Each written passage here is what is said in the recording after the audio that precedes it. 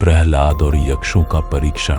प्रहलाद की विष्णु भक्ति की कहानियां तो बहुत प्रसिद्ध हैं, लेकिन क्या आप जानते हैं कि एक बार कुछ यक्षों ने उनकी भक्ति की परीक्षा ली थी?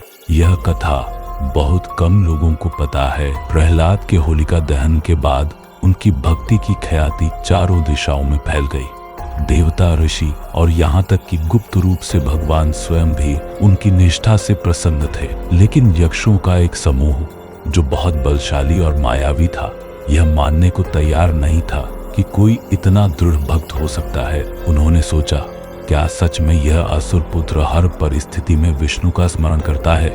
इसकी परीक्षा ली जाए। यक्षों ने अपनी शक्तियों से एक रहस्यमयी जंगल की रचना की और प्रहलाद को वहां बुला लिया। यह जंगल भयावह था।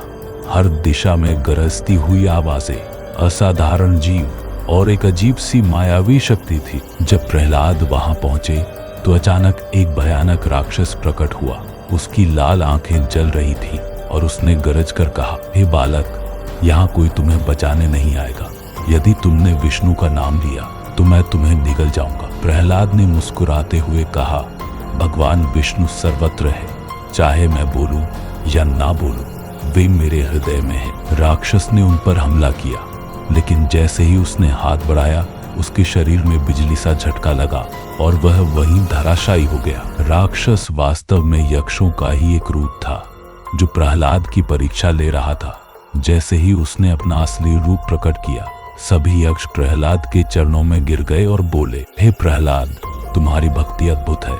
हमने तुम्हारी परीक्षा ली, लेकिन अब हमें विश्वास हो गया कि सच्ची भक्ति में अपार शक्ति होती है। उस दिन से यक्षों ने भी भगवान विष्णु की आराधना शुरू कर दी। सच्ची भक्ति केवल शब्दों में नहीं, बल्कि हृदय में होती है। जब आप सच्चे मन से ईश्वर को पुकारते हैं तो कोई भी शक्ति आपको हरा नहीं सकती। वीडियो पसंद आई हो तो लाइक करें और सब्सक्राइब करें। धन्यवाद।